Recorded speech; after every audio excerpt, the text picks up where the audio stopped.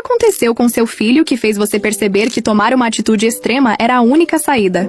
História completa! Quando minha filha estava com 13 anos, ela de repente ficou extremamente animada para ir à escola.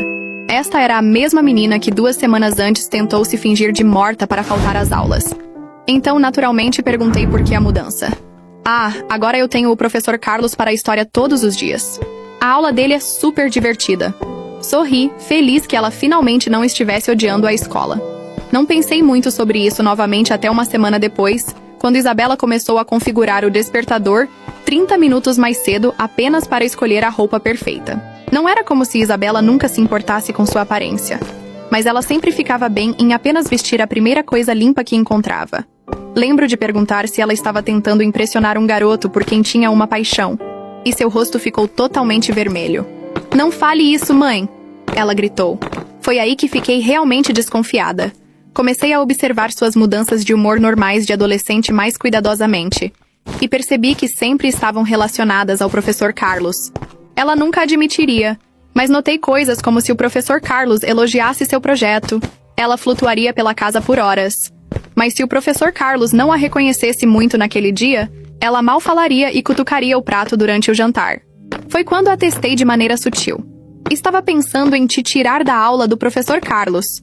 Acho que seria bom para... Você não pode fazer isso, ela gritou antes mesmo que eu pudesse terminar minhas palavras.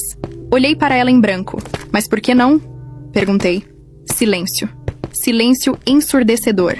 Ela não disse uma palavra. Apenas se levantou e foi direto para o quarto, puxando o telefone para mandar mensagem para alguém antes mesmo de chegar às escadas. Esta era Isabela, minha menina que apenas 2 meses atrás não se importava com nada relacionado à escola. Ela sempre foi extremamente aberta sobre tudo também. Então isso era um grande problema. Naquela noite, entrei sorrateiramente no quarto dela e vasculhei seu telefone. Sei que foi uma grande violação de privacidade, mas realmente senti que não tinha escolha. Tinha um pressentimento de que ela estava em perigo. Examinei todos os aplicativos de mensagens que consegui encontrar, procurando por qualquer coisa relacionada ao professor Carlos. E foi aí que encontrei uma conversa por e-mail em um e-mail reserva que ela havia criado aparentemente especificamente para se comunicar com ele. O último e-mail dele dizia: "Mal posso esperar para te ver durante meu horário livre amanhã." Minhas mãos começaram a tremer enquanto abria a conversa, e o que li me deu vontade de vomitar. O professor Carlos estava dizendo à minha filha de 13 anos que ela era madura para sua idade e especial, e que a conexão deles transcendia os relacionamentos normais professor-aluno. Ele enviou fotos de presentes que daria a ela, e ela dizia que os estava escondendo na bolsa. Silenciosamente vasculhei sua bolsa assim que li isso, e foi aí que vi. Maquiagem profissional, cara, roupas maduras, meias calças, tudo como presentes do professor Carlos. Queria vomitar. O que você faz quando percebe que sua filha está sendo manipulada? A primeira coisa que fiz foi tirar fotos de tudo com meu próprio telefone enquanto tentava não gritar. Meu primeiro instinto foi contar à escola, contar à polícia, contar a alguém, mas sabia que não podia. Porque o professor Carlos não era apenas um professor comum. Os pais do professor Carlos doavam muito à escola. Seu irmão era o chefe de polícia que acabara de falar em nossa reunião de pais sobre proteger crianças. Sua esposa estava no conselho escolar. Se eu fosse às autoridades, provavelmente não me levariam a sério. Talvez até me destruíssem. E então, fiz a única coisa que consegui pensar.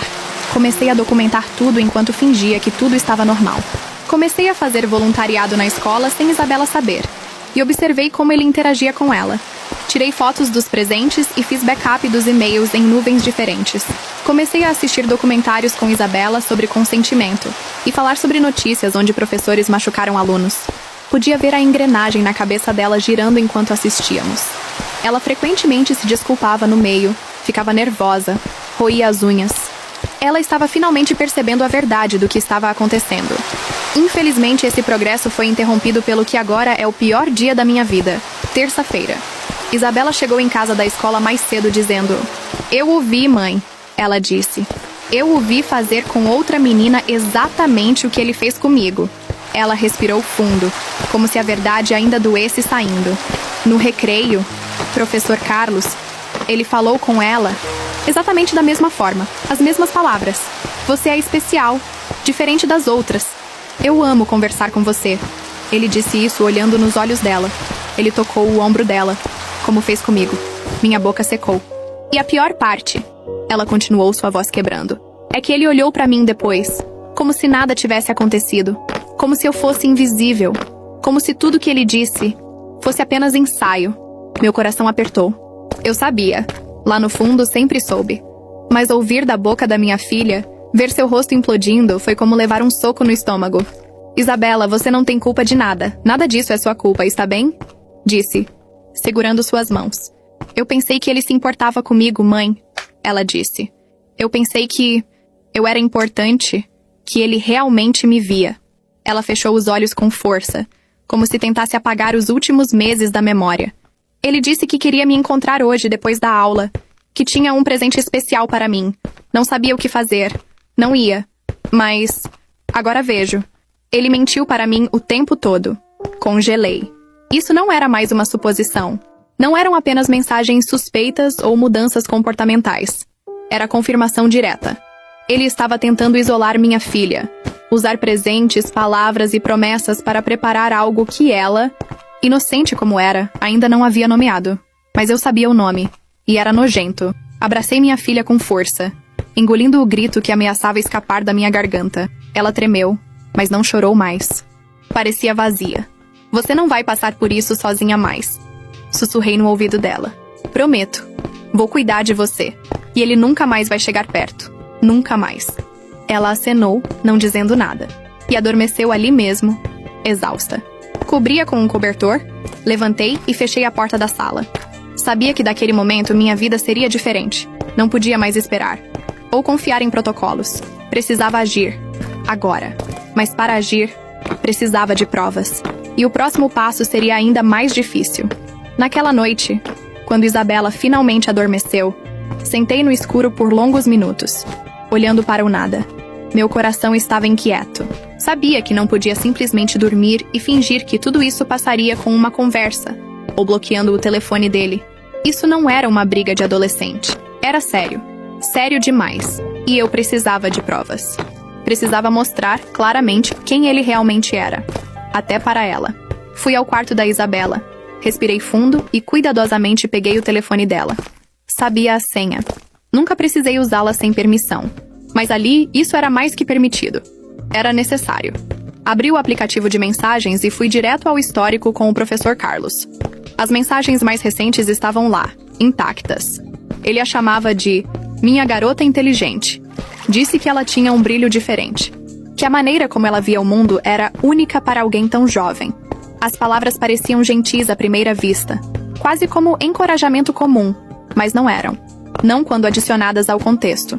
Não quando eu sabia o que ele estava fazendo. Respondi cuidadosamente, fingindo ser ela. Oi, você disse que tinha um presente especial. O que é? Sua resposta veio em segundos, como se estivesse esperando. Você vai adorar. Escolhi com cuidado, mas só vou mostrar se você prometer não contar para ninguém. É só nosso, está bem? Engoli em seco. Continuei. Onde vamos nos encontrar? Ele enviou o endereço de um parque afastado. No final da tarde do dia seguinte. Disse que era mais seguro lá. Adicionou um emoji piscando. E então escreveu: traga aquela bolsa preta que você usou semana passada. Você fica linda com ela. Naquele momento, meu corpo congelou. Isso não era apenas uma conversa inocente. Não era apenas um professor cruzando limites com palavras. Ele estava planejando. Estava confiante. Esta não era a primeira vez que ele fazia algo assim. Dava para perceber pela maneira como escrevia. Como se soubesse exatamente como manipular. Continuei o diálogo, mantendo a pose de uma garota curiosa e ansiosa. Ele começou a falar mais abertamente. Disse que estava esperando por esse momento há muito tempo, que era difícil se conter nas aulas, e que ela precisava entender que o vínculo deles era especial demais para caber dentro da escola. Ele usou palavras como conexão verdadeira, amizade secreta, liberdade para ser quem somos. Li cada frase como se tivesse uma lâmina perfurando meu peito. Tirei capturas de tela, copiei as mensagens. Salvei tudo em mais de um lugar. Todo meu corpo tremia, mas sabia que precisava manter o controle. Ele pensava que estava no comando, que ninguém jamais o desafiaria, que era intocável. Fechei o aplicativo, deixei o telefone no sofá e coloquei as mãos na cabeça. Respirei fundo várias vezes. Chorei silenciosamente. Porque naquele instante, realmente me atingiu. Se eu não fizesse algo, ninguém faria. Poderia ir à escola? Provavelmente me silenciariam. Os pais dele eram doadores da instituição. Sua esposa fazia parte do conselho. Seu irmão era o chefe de polícia local. Não era burra. Havia visto histórias similares antes. E todas terminavam com a vítima sendo desacreditada e o predador transferido para outra escola com um registro limpo. Mas comigo seria diferente.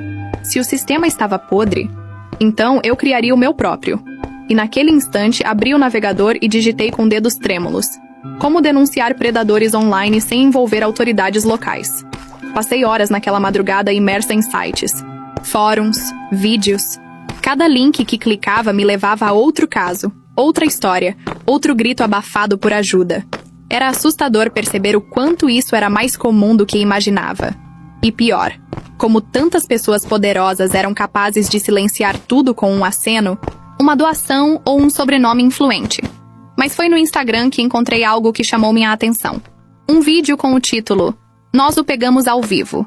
Ele nunca mais vai se aproximar de ninguém." Era de uma página com milhares de seguidores, que confrontava pessoas que se passavam por adolescentes para atrair adultos com más intenções. Eles filmavam tudo, traziam evidências e só então chamavam a polícia, com tudo documentado. Assistia um, depois outro, depois outro.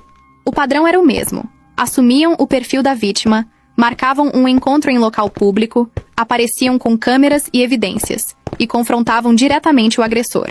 Não havia gritaria. Nem linchamento. Era estratégia. Controle. Exposição. Era exatamente o que eu precisava. Entrei em contato com o perfil, não esperando uma resposta imediata. Expliquei tudo. Que era uma mãe, que já tinha capturas de tela das mensagens. O endereço do encontro, horário, tudo. Enviei as capturas. Relatei a história. Fiz questão de ser clara e objetiva. Terminei com uma frase que doeu escrever, mas era verdade. Se eu não fizer algo agora, ele fará com outra criança, talvez pior. Demorou. 1 hora, talvez 2. E então veio a resposta. Lemos tudo, é sério, muito sério, vamos te ajudar. Meus olhos se encheram de lágrimas, desta vez de alívio. Eles me ligaram para uma videochamada no mesmo instante. Era um grupo de 4 pessoas, todas com vozes firmes, mas respeitosas. Explicaram como funcionaria. Eles assumiriam a conversa com o professor Carlos, mantendo o perfil da Isabela. Jogariam o jogo dele até o momento certo. Marcaríamos o encontro em um parque movimentado, preferencialmente no sábado, onde haveria testemunhas e segurança natural. Tudo seria gravado de pelo menos 3 ângulos diferentes. E no final a polícia seria chamada com tudo pronto. Evidências, local, horário, histórico. Mas e se ele fugir? E se ele correr? Impedimos. Não somos violentos, mas não somos bobos também. Temos prática. Sabemos como lidar. E você não precisará se envolver. Apenas nos diga onde se sentirá segura. Transmitiam confiança. Seriedade. Nada como aquelas páginas sensacionalistas que fazem escândalos para conseguir curtidas. Essas eram pessoas que queriam prevenir que mais crianças fossem vítimas. Disse que concordaria. Claro que concordei. Mas a verdade é que por dentro estava em pânico. O risco, a exposição, a tensão de que algo pudesse dar errado, era um peso difícil de carregar. Mas então olhei para o telefone da Isabela, ainda na mesa, e lembrei do que li nas mensagens. Tudo que ele havia dito, como ela acreditou que era especial. Ela era especial. Não por causa dele, mas por ser quem é. Por ser minha filha. E ninguém tinha o direito de brincar com isso. Armamos a armadilha para sábado, 3 dias depois. O grupo pediu para eu ficar distante, observando de longe, para que Isabela não corresse risco e Carlos não percebesse nada estranho. Eles cuidariam de tudo. Naquela noite, não dormi 1 minuto. Sentei ao lado da cama da minha filha e fiquei lá, ouvindo sua respiração tranquila. Arrumei as mechas do cabelo dela, como fazia quando era bebê, e prometi silenciosamente: ele nunca mais vai te tocar, nem mesmo com palavras. Nunca mais. Sábado amanheceu com um silêncio estranho. Isabela ainda estava dormindo, e eu havia ficado acordada por horas. Tomei banho, troquei de roupa e saí com alguma desculpa. Disse que ia ao mercado, que voltaria rapidinho. Ela acreditou. Não tinha como imaginar o que estava prestes a acontecer. Cheguei ao parque meia hora antes do horário combinado. Estacionei longe, o suficiente para não ser vista. O grupo já estava lá, discretamente espalhado. Um deles estava ajustando o tripé de uma câmera escondida entre os arbustos. Outro fingia tirar fotos da paisagem com o celular. O terceiro comia um sanduíche num banco de madeira, usando óculos escuros, observando tudo. E o último estava disfarçado de adolescente comum, usando o celular, fingindo ser a Isabela, que Carlos estava prestes a encontrar. Me posicionei atrás de uma árvore, nervosa, mãos suadas, pernas trêmulas, e então ele apareceu. Pelo caminho de cascalho, vindo com passo quase saltitante, ali estava ele, Professor Carlos, camisa polo clara, jeans passado, tênis novo, até parecia feliz, relaxado, como se isso fosse apenas qualquer caminhada, como se encontrar uma aluna fora da escola fosse a coisa mais normal do mundo. Ele se aproximou do jovem disfarçado, que continuava olhando o celular. "Oi", ele disse com a voz que já reconhecia de longe. Foi naquele instante que o grupo se moveu. 3 deles cercaram Carlos em silêncio, como fechando uma armadilha com perfeição. O que estava com a câmera se aproximou por trás, já gravando tudo. "Professor Carlos", disse um deles firmemente. "Sabemos por que você está aqui." Ele parou, sem entender. Olhou ao redor, confuso. "Com licença? Quem são vocês?" "Somos pessoas que protegem crianças. E temos tudo o que você escreveu para uma menina de 13 anos pensando que ela estaria aqui hoje." Naquele momento, ele empalideceu. "Isso é um mal-entendido", murmurou. "Eu não fiz nada, isso é uma armação." "Então por que você marcou esse encontro?" rebateu o outro. "Por que trouxe esse presente?" e apontou para a sacola na mão dele. Carlos começou a suar. Tentou rir, disfarçar, dizer que era uma brincadeira, que tudo foi mal interpretado. Mas eles continuaram falando, mostrando as capturas de tela, lendo trechos das mensagens. Frases que ele havia escrito. Palavras que usou para manipular. Ele começou a recuar, a andar para trás. "Vou chamar um advogado. Isso é ilegal. Vocês não podem... O que é ilegal é o que você estava fazendo com uma menor. Professor Carlos." Foi aí que ele virou as costas e tentou correr. Mas não conseguiu. 2 dos rapazes o alcançaram rapidamente. Um o segurou pelo braço, o outro bloqueou a frente. Ele perdeu o equilíbrio e caiu sentado na grama. Sujo, ofegante e completamente exposto. "Não me toquem!" gritou. Mas a essa altura, várias pessoas no parque já estavam olhando. Algumas filmavam com os próprios celulares. Outras sussurravam. A verdade se espalhava diante dos olhos de todos. "Temos tudo gravado, tudo salvo, e já chamamos a polícia", disse o líder do grupo mostrando o celular. Carlos ainda tentou se levantar, mas alguém, talvez por reflexo, o empurrou de volta. Não com violência excessiva, mas com firmeza. Ele caiu novamente, desta vez com um tapa seco no rosto, dado por um dos vigilantes, que olhou para a câmera logo depois e disse: "Isso é pelo que você tentou fazer com a filha desta mulher." Meu coração congelou. Eu estava ali, a poucos metros, e todos sabiam quem era a mãe da menina. Ninguém olhou para mim diretamente, mas me senti vista, representada, vingada. Quando a viatura chegou, tudo aconteceu rapidamente. Os policiais desceram apressados. Um deles já havia visto o vídeo transmitido ao vivo e disse que aquilo era suficiente para levá-lo em custódia. Carlos tentou explicar, tentou se justificar, mas não havia para onde correr. Foi algemado ali mesmo, na frente de todos. Enquanto o levavam, ele olhou para trás, assustado, perdido, envergonhado. E por um breve momento, quase senti pena. Quase. Mas então lembrei da expressão da minha filha quando percebeu que havia sido enganada.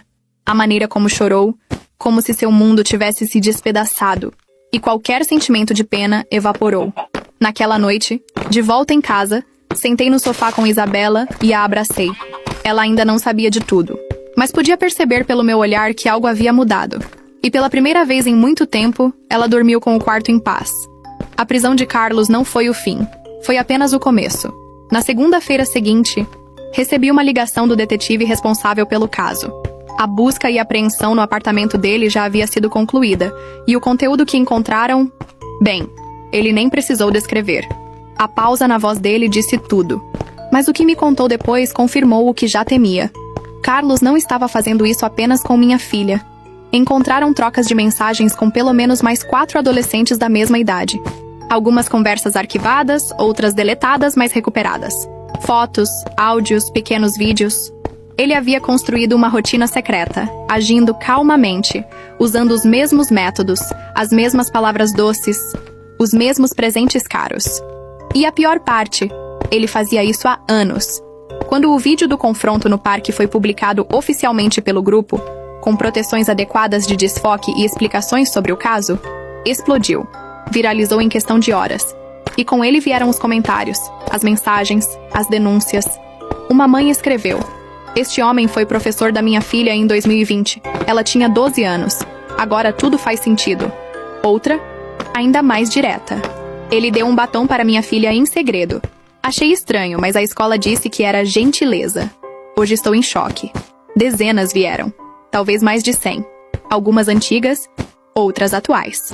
Todas mantendo o mesmo sentimento. Algo estava errado, mas ninguém sabia como agir. Ninguém tinha provas. Até agora. A denúncia formal aconteceu 2 dias depois. O Ministério Público pediu prisão preventiva. E não demorou para a sentença chegar também. Seu nome foi retirado do quadro de funcionários da escola. Sua imagem desapareceu da parede de educadores exemplares. Mas agora todo mundo sabia. Carlos foi condenado a uma pena longa, sem possibilidade de recorrer em liberdade. O vídeo, as capturas de tela, as denúncias, tudo se somou a um processo sólido, irrefutável. Enquanto isso, Isabela mudou. No início, o trauma ainda a visitava em silêncios longos e pesadelos esporádicos. Mas com o apoio psicológico que buscamos, ela começou a entender que não tinha culpa de nada, que foi manipulada por alguém que usou sua posição para se esconder, e que sua coragem, me contar tudo, salvou não apenas ela, mas outras meninas também. Ela recuperou a confiança gradualmente. Voltou a desenhar. Voltou a falar com entusiasmo. E um dia me disse uma frase que me quebrou por dentro. "Mãe, acho que quero usar o que aconteceu comigo para ajudar outras meninas. Para que não se sintam bobas como eu me senti." A abracei tão forte que fiquei sem ar. Ela não era mais apenas minha filha. Era uma sobrevivente. Uma voz. Uma luz para outras que ainda pudessem estar no escuro. Hoje em dia, somos convidadas as duas para rodas de conversa em escolas, não para contar nomes ou expor detalhes, mas para ensinar, para alertar, para lembrar que o perigo às vezes usa gravata, dá bom dia no corredor e finge ensinar. A comunidade mudou também. A escola implementou novos protocolos. Professores começaram a ser mais supervisionados, pais começaram a prestar mais atenção. E mais importante, crianças começaram a ser ouvidas, de verdade. E mesmo com as cicatrizes, mesmo com tudo que poderia ter sido evitado, hoje posso dizer, com o peito firme, nós vencemos. E Carlos nunca mais terá a chance de enganar ninguém. Não com o mundo todo assistindo. Às vezes me pego sentada na varanda, olhando o céu da tarde, e lembrando de tudo que aconteceu como se fosse um pesadelo não resolvido. Mas então Isabela aparece rindo com algum livro nas mãos, ou me chama para ver uma ilustração que ela mesma desenhou. E lembro. Não foi um pesadelo. Foi real. E ainda assim, sobrevivemos.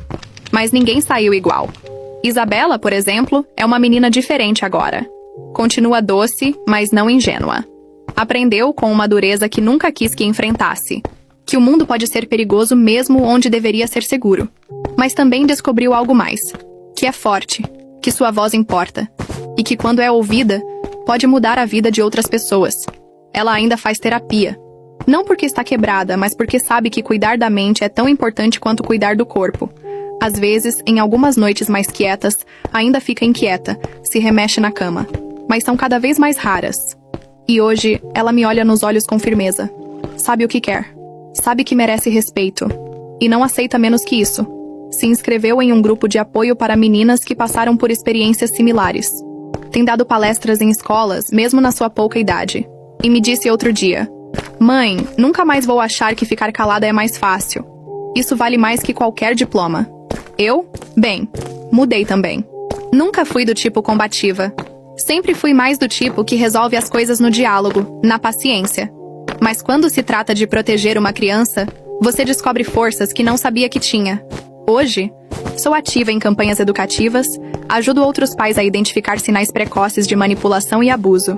E, acima de tudo, sou uma mãe que aprendeu a escutar. Com os olhos, com o coração. Por muito tempo, me culpei por não ter percebido antes. Mas hoje, entendo que culpa não constrói. Vigilância constrói. E amor atento salva. Professor Carlos. Bem, seu nome virou sinônimo de alerta. Cumpre sua pena em regime fechado, sem previsão de redução. Os advogados tentaram de tudo, mas as evidências eram esmagadoras.